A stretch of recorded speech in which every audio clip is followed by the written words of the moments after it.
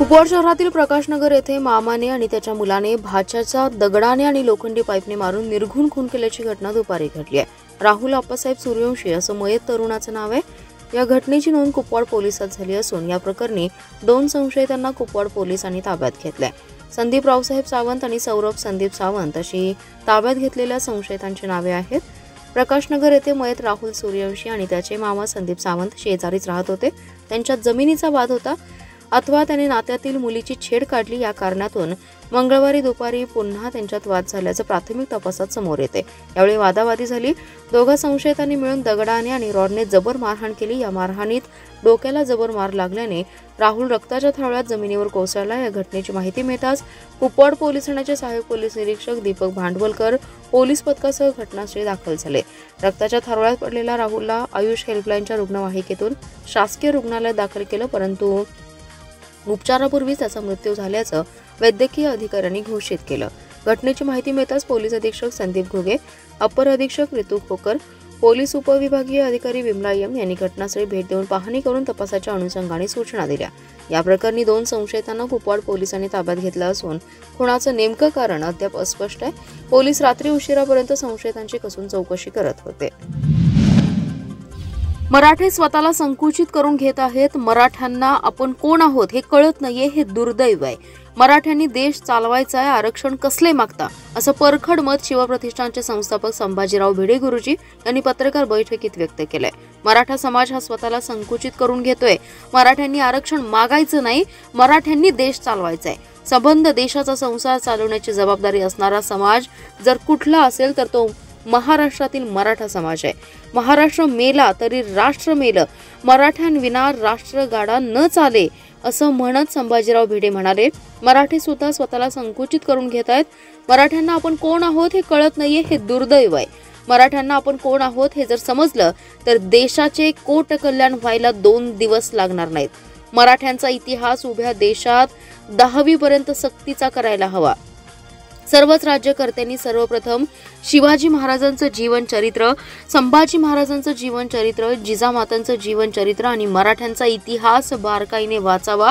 या शूरवीरांमुळे महाराष्ट्र दिसतोय, संपूर्ण देश दिसतोय। या देशाला राष्ट्र म्हणून टिकवायचं असेल पण हे करण्याची इच्छा उत्पन्न होईल असं महाराष्ट्राचं शासन सुद्धा असायला हवं। आता आनंदाची गोष्ट म्हणजे सध्याचे त्रिमूर्ती सरकार आहे। सरकारची खात्री आहे देशहित बुद्धीने हे तिघेजण एकवटून काम करत आहेत। ही एक जमेची बाजू असल्याचे संभाजीराव भिडे गुरुजी यांनी सांगितलंय। संभाजीराव भिडे गुरुजी म्हणाले, बलात्कार सारख्या संवेदनशील विषयावर विधानसभेचा वेळ वाया घालवू नये, सरळ आरोपीला ठार मारावं। बलात्कार हा सत्ताधारी आणि विरोधकांनाही नकोय। मुख्यमंत्री फडणवीस, उपमुख्यमंत्री अजित पवार, एकनाथ शिंदे यांनी या बाबींची गंभीर दखल घेतली पाहिजे। तर धनंजय मुंडे यांच्या राजीनाम्याबाबत विचारले असता ते म्हणाले, धनंजय मुंडे यांचं वागणं दुर्दैवी आहे। क्रूरकर्मा औरंगजेबचा उदो करणाऱ्या आमदार अबू आझमीच्या निषेधार्थ हिंदू एकता आंदोलनाच्या वतीने येथील स्टेशन चौकात आंदोलन करण्यात आले। आमदार अबू आझमी यांच्या आणि औरंगजेबाच्या प्रतिमेला जोडे मारून प्रतिमेचं दहन करण्यात आले। आमदार आझमींवर देशद्रोहाचा खटला दाखल करून त्यांची आमदारकी रद्द करावी अशी माजी आमदार नितीन शिंदे यांनी मागणी केली आहे। अर्थसंकल्पीय अधिवेशनात सुरू असताना राष्ट्रवादीचे पक्षाचे आमदार अबू आझमी यांनी औरंगजेब हा उत्तम प्रशासक होता, त्याने भारताच्या सीमा वाढवल्या, औरंगजेब क्रूर नव्हता असं चुकीचं वक्तव्य करून धर्मवीर छत्रपती संभाजी महाराजांच्या बलिदानाचा अपमान केलाय। या विरोधात हिंदू एकता आंदोलनाच्या वतीने येथील स्टेशन चौकात अबू आझमीच्या आणि औरंगजेबाच्या प्रतिमेला जोडे मारून प्रतिमेचं दहन करण्यात आलं। नितीन शिंदे म्हणाले, आमदार अबू आझमी यांनी यापूर्वी विधिमंडळात मी वंदे मातरम म्हणणार नाही, मी भारत माता की जय म्हणणार नाही असं वक्तव्य केले आहेत आणि आता क्रूरकर्मा औरंगजेबाचे आता उदो केला जातोय। अशा या देशद्रोही वृत्तीच्या आमदार आझमी यांच्यावर देशद्रोहाचा गुन्हा दाखल करून त्याची आमदारकी सरकारने रद्द करावी, अन्यथा आमदार आझमीला राज्यात शिवभक्त फिरू देणार नाहीत। धर्मवीर छत्रपती संभाजी महाराजांच्या बलिदानाचा अपमान अबू आझमीने केलाय, त्यामुळे आझमी यांना शिवभक्त कदापि माफ करणार नाहीत। या आंदोलनात हिंदू एकता आंदोलनाचे शहराध्यक्ष संजय जाधव, भाजपाचे नेते अविनाश मोहिते, प्रसाद रिसवडे, अनिरुद्ध कुंभार यांच्यासह कार्यकर्ते उपस्थित होते। बीड जिल्ह्यातील मस्साजोगचे सरपंच संतोष देशमुख यांच्या हत्येप्रकरणी राष्ट्रवादी काँग्रेसचे धनंजय मुंडे यांचा राजीनामा न घेता त्यांना या प्रकरणात सह आरोपी करावे आणि त्यांची पक्षातून हकालपट्टी करावी या मागणीसाठी काँग्रेसचे शहर जिल्हाध्यक्ष पृथ्वीराज पाटील यांच्या नेतृत्वाखाली काँग्रेसच्या वतीने येथील छत्रपती शिवाजी महाराज यांच्या पुतळ्यासमोर निदर्शने करण्यात आली आहेत. पृथ्वीराज पाटील म्हणाले, बीड जिल्ह्यातील मस्साजोगचे सरपंच संतोष देशमुख यांना अमानुष मारहाण करून त्यांची अत्यंत निर्दयीपणे हत्या करण्यात आली आहे. ही घटना माणुसकीला काळीमा फासणारी आहे. त्यावेळेचे फोटोही सोशल मीडियावर व्हायरल झालेत.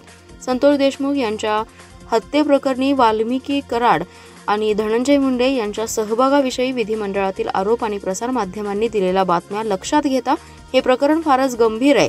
केवळ धनंजय मुंडे यांचा राजीनामा घेऊन हा विषय संपत नाही, तर त्यांना या प्रकरणी सह आरोपी करून त्यांच्यावर 302 कलमाखाली कारवाई करण्यात यावी.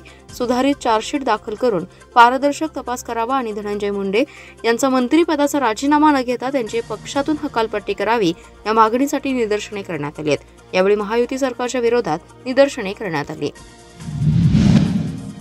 स्वतंत्र भारत पक्षाचे जिल्हाध्यक्ष सुनील फराटे यांनी जिल्हा मध्यवर्ती सहकारी बँकेची बदनामी केल्याने त्यांच्या विरोधात बँकेने 550 कोटींचा अब्रू नुकसानीचा दावा दाखल केलाय. बँकेच्या वतीने ॲडव्होकेट सुहास शेटे यांनी दिवाणी न्यायालयात याचिका दाखल केली असल्याचे बँक प्रशासनाच्या वतीने सांगण्यात आले. फराटे यांनी गेल्या काही महिन्यात जिल्हा मध्यवर्ती बँकेच्या कारभाराबाबत माध्यमांना चुकीची माहिती दिली.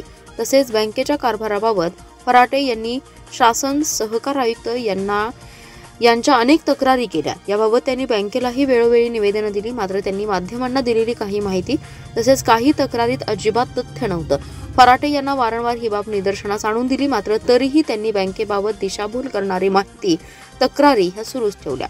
त्यांचा हेतू हा निव्वळ बँकेची बदनामी करण्याचा असल्याचं स्पष्ट झाल्याने संचालक मंडळाच्या परवानगीने फराटे यांच्यावर जिल्हा बँकेची बदनामी केल्याप्रकरणी 550 कोटी रुपयांचा अब्रू नुकसानीचा दावा दाखल केलाय. जिल्हा बँकेच्या वतीने मुख्य कार्यकारी अधिकारी यांच्या नावे ॲडव्होकेट सुहास शेटे यांनी दिवाणी न्यायालयात याचिका दाखल केली आहे. जिल्हा बँकेची वार्षिक सभा पार पडली. या सभेसाठी 2 कोटी रुपयांचा खर्च बँकेने केल्याची खोटी माहिती फराटे यांनी दिली आहे. प्रत्यक्षात या सभेसाठी 20 लाख ही खर्च झाले नाहीत.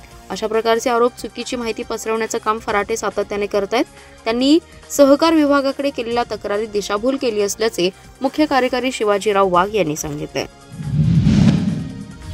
वाहनांच्या नंबर प्लेटमध्ये छेडछाड आणि बनावटगिरी करून होणारे गुन्हे कमी करण्यासाठी तसेच राष्ट्रीय सुरक्षेच्या दृष्टिकोनातून सर्व वाहनांना HSRP नंबर प्लेट बसवणे आवश्यक करण्यात आलेलं आहे. या पार्श्वभूमीवर सांगली जिल्ह्यातील 10,421 वाहनधारकांनी ऑनलाईन पद्धतीने नंबर प्लेट करिता नोंदणी केली आहे. त्यापैकी 1,721 वाहनधारकांच्या वाहनांना नवीन प्रकारच्या नंबर प्लेट बसवण्यात आल्यात अशी माहिती उपप्रादेशिक परिवहन अधिकारी प्रसाद गाजरे यांनी पत्रकार बैठकीत दिली आहे. 1 एप्रिल 2019 पूर्वीच्या वाहनांना HSRP नंबर प्लेट बसवणं बंधनकारक आहे. याकरिता शासनाच्या अधिकृत ट्रान्सपोर्ट महाराष्ट्र गव्हर्नमेंट या वेबसाईटच्या माध्यमातून कोणताही वाहनधारक नोंदणीची प्रक्रिया करू शकतो. याकरिता नागरिकांनी कोणालाही अतिरिक्त शुल्क देऊ नये. जिल्ह्यातील 7 ठिकाणी याकरिता स्वतंत्र केंद्रांची निर्मिती करण्यात आली. यामध्ये अंकली, मिरज, सांगली, बेटा, इस्लामपूर या ठिकाणी ही केंद्रे आहेत. ऑनलाईन प्रक्रिया ही अत्यंत सुटसुटीत आहे. सदर अर्ज भरल्यावर वाहन प्रणालीशी वाहनाची माहिती संलग्न केली जाते. त्यामुळे रस्त्यावर धावणाऱ्या वाहनांची ओळख पटवणं सुलभ होणार आहे. जिल्ह्यात सध्या रस्त्यावर 14,12,000 वाहने धावत आहेत. त्यापैकी 1 एप्रिल 2019 पूर्वीच्या वाहनांची संख्या 5,59,297 इतकी आहे. तसेच ज्यांची वाहने 15 वर्षांपूर्वीची आहेत परंतु ज्यांनी संबंधित वाहनांची पूर्व नोंदणी केलेली नाही त्यांनी देखील प्रथम HSRP नंबर प्लेट बसवली पाहिजे. त्यानंतर पूर्व नोंदणीची प्रक्रिया करावी. आतापर्यंत 2% वाहनधारकांनी HSRP नंबर प्लेट करिता नोंदणी केली आहे. शासनाने नंबर प्लेट बसवण्याकरिता 30 एप्रिल पर्यंत मुदतवाढ दिली असल्याची माहिती अधिकारी गाजरे यांनी दिली आहे.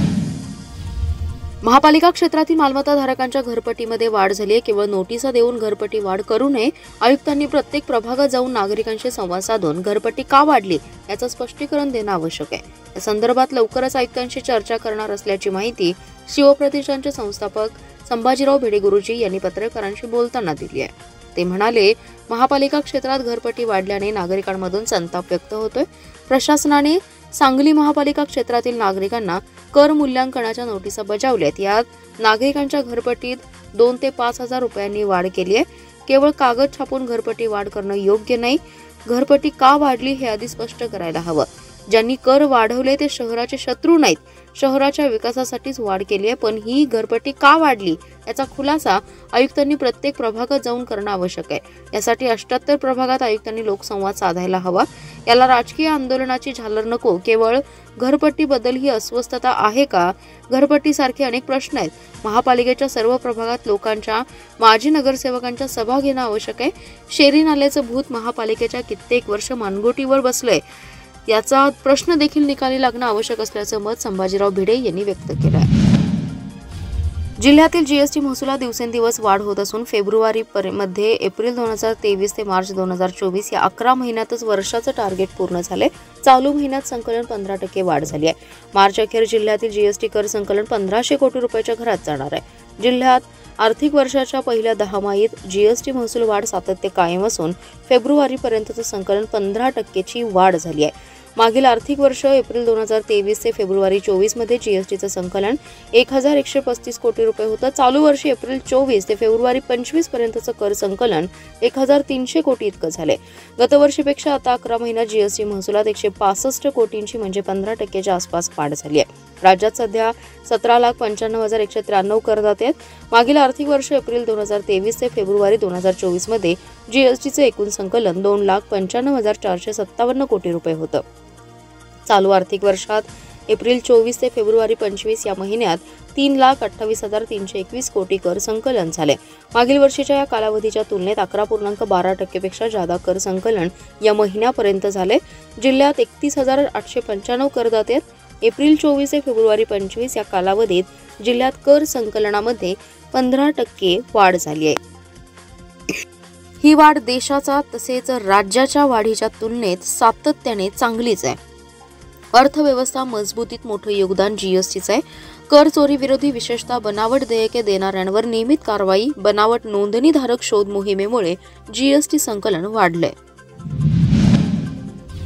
महापालिका क्षेत्रातील मालमत्ताधारकांना अन्यायी घरपट्टी वाढ केली आहे, त्यामुळे नागरिकांमधून संताप व्यक्त होते. ही अन्यायी घरपट्टी वाढ तातडीने रद्द करावी, अन्यथा नागरिकांच्या प्रश्नांसाठी शिवसेना रस्त्यावर उतरून पक्षाच्या स्टाईलमध्ये आंदोलन करेल, असा इशारा शिवसेना उद्धव ठाकरे गटाचे जिल्हा प्रमुख संजय विभुते यांनी आयुक्तांना दिलाय.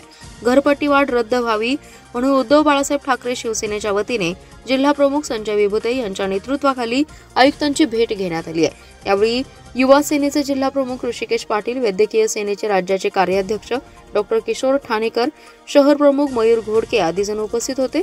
संजय विभुते म्हणाले, सांगली महापालिका ही ड वर्ग महापालिका आहे. इतर महापालिकांच्या तुलनेत सांगलीची भौगोलिक, सामाजिक आणि आर्थिक परिस्थिती वेगळी आहे. त्यामुळे इतर महापालिकांची तुलना करून सांगलीत घरपट्टी वाढ करणं चुकीचं आहे. प्रशासनाने खासगी कंपनीचा सर्व्हे करून घरपट्टी वाढ केली आहे. खुले प्लॉट, खुल्या जागा, पार्किंगच्या जागा, भाड्याने दिलेली घरे यांना आकारलेले कर चुकीचे आहेत. जलनिस्सारण कर लावण्यात येऊ नये. ज्या ठिकाणी ड्रेनेज नाही त्यांना देखील कराची आकारणी झाली आहे, हे चुकीचं आहे. त्यांना कर लागता कामा नये. नागरिकांना आता कराच्या नोटिसा दिल्या आहेत, पण त्या नोटिसा सर्वांपर्यंत पोहोचल्या आहेत की नाहीत याची माहिती प्रशासनाला नाहीये. महापालिकेचं उत्पन्न वाढलं पाहिजे यात दुमत नाही, पण कराचा बोजा नागरिकांवर पडता कामा नये, अन्यथा उभाटा गटाच्या वतीने तीव्र आंदोलन करण्याचा इशारा विभुते यांनी दिलाय. आयुक्त शुभम गुप्ता यांनी शासनाच्या धोरणाप्रमाणे महापालिका क्षेत्रात घरपट्टीची बिले दिली असल्याचा खुलासा केलाय.